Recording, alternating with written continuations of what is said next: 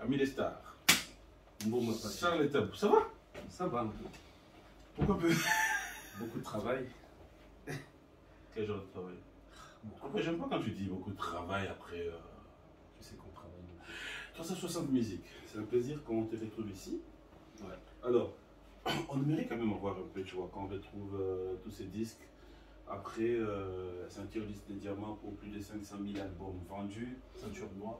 Ça, c'était la Est-ce qu'on peut première avoir partie. Oui, Ça, c'était la première partie quand il a eu 500 000 albums vendus. Là, il a 1 million. alors, c'est quoi juste, on fait pour voir les détails? Comment ça se passe? C'est quoi la différence? Avoir 1 million de disques vendus dans un million d'albums? D'abord, il faut savoir, pour avoir une certification, ça dépend de ton pays et du nombre d'habitants. Par exemple, aux États-Unis, vous avez la RIA, R-I-W-A, 2A, 2A, R-I, 2A. Selon le nombre d'habitants, ils vont vous dire si tu atteins tel seuil, de vente, tu as disque d'or ou tu as diamant. Ici, en France, il y a 68 millions d'habitants.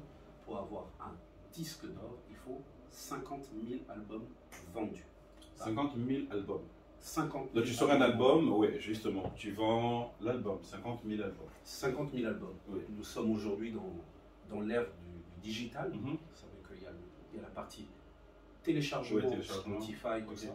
Il faut savoir que ici en France, ils comptabilisent que la France.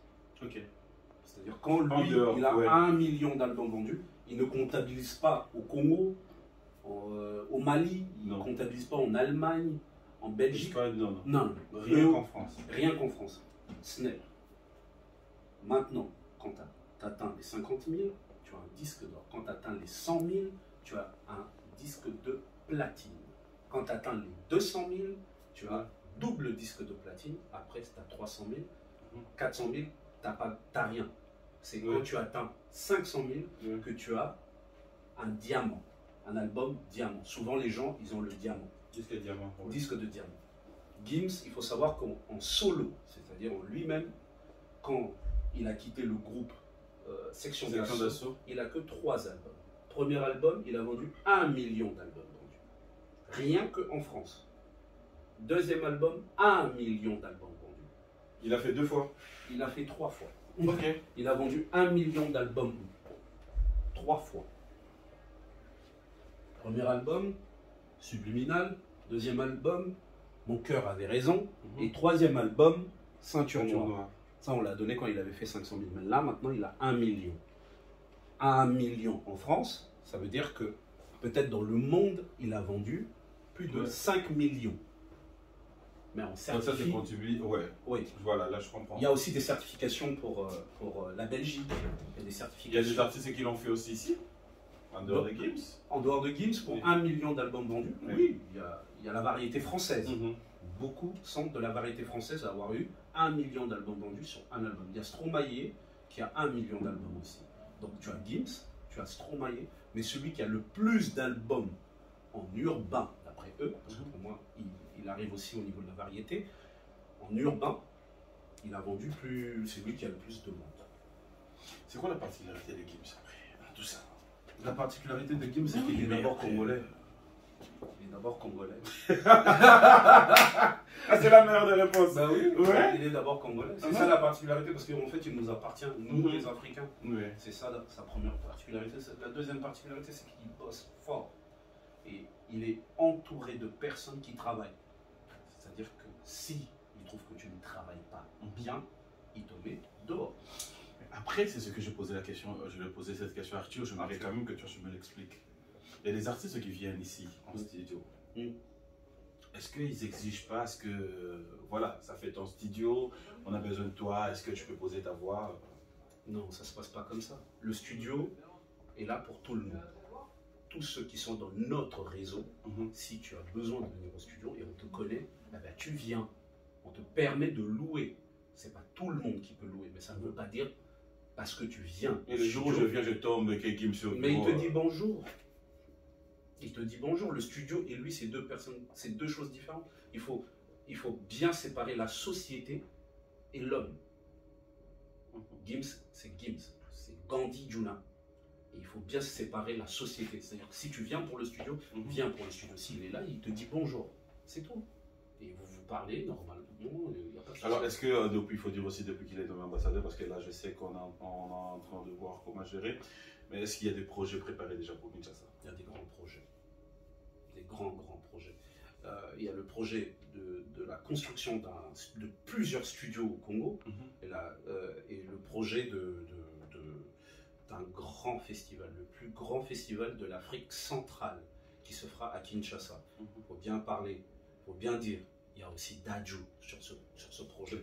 Ouais, donc on ne sépare pas Gims et Dadju, on les sépare en tant qu'artistes, mais sur ce projet, ils sont ensemble. Oui. Voilà, ça faut le faire. Alors, depuis que tu y es, est-ce que de lui-même il s'est dit aussi collaborer avec des artistes congolais?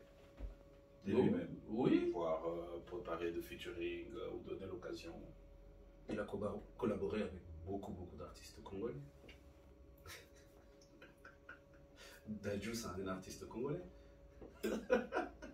Mais j'avais envie de te dire quelque chose, mais je me retiens. Je me retiens. Quand nous parlons des artistes congolais, après, tu vois de qui je parle? Qui? Ils sont tellement nombreux. Qui?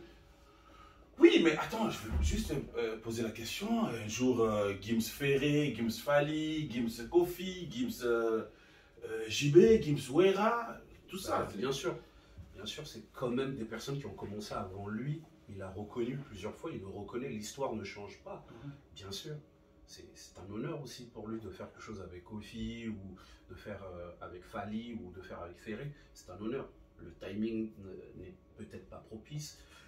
Il a souvent les albums, là, à l'heure que toi et moi on parle, il est en Allemagne, il est en tournée, tu vois. Après, il faut arrêter de calculer les choses. C'est entre artistes. Ouais. C'est-à-dire que si aujourd'hui, Ferré a besoin de faire quelque chose avec Gims, ou Fali a besoin de faire quelque chose avec Gims, ou Koffi Olomide il a besoin de faire quelque chose avec Gims, il ne passera pas par moi. Non, c'est entre eux. C'est entre eux. C'est des artistes. Qu'on arrête de croire que voilà, il y a des gens qui font passer par telle personne, ou moi, ou quoi que ce soit. Non, c'est des artistes. T'inquiète pas, s'il veut le numéro de Fali Poupa, il va l'avoir. Il va l'avoir. Et si Fali veut avoir son numéro, d'ailleurs, ils ont le numéro de l'un et l'autre. C'est même pas un problème, en fait. C'est quoi l'idée de ce bureau? L'idée du bureau, c'est de... Il faut savoir qu'on a un problème au Congo. Il faut, comment dire, institutionnaliser les choses. Il ne faut pas juste dire tu es un grand artiste. Il ne faut pas juste dire tu vends. Il faut faire en sorte que les choses soient gravées quelque part. Il faut que tu aies des bureaux. Il faut que tu sois structuré. Ils se structurent. Tu comprends? Il faut se structurer en tant qu'entreprise. Là, Gandhi Juna, c'est un homme. Maître Gims, c'est une société. C'est un artiste qui emploie beaucoup de gens autour de lui.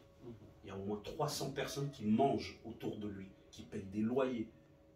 Donc, il faut savoir institutionnaliser tout ça, mettre ça dans un bureau avec un peu de juridique, un peu de studio. Il ne faut pas juste rester comme ça. Donc, c'est important. Et au moins, c'est gravé quelque part. Il y a de la pierre. Exactement. Charles Tambou, ami des stars, alors comment tu fais toi personnellement pour te séparer de tous ces gens? Parce qu'après, aujourd'hui tu es avec tel, demain avec tel, demain avec tel. C'est sur une base de contrat bien déterminée ou Je me sépare de personne. Je travaille avec... si, je ne veux pas dire quelque chose. Comment ça?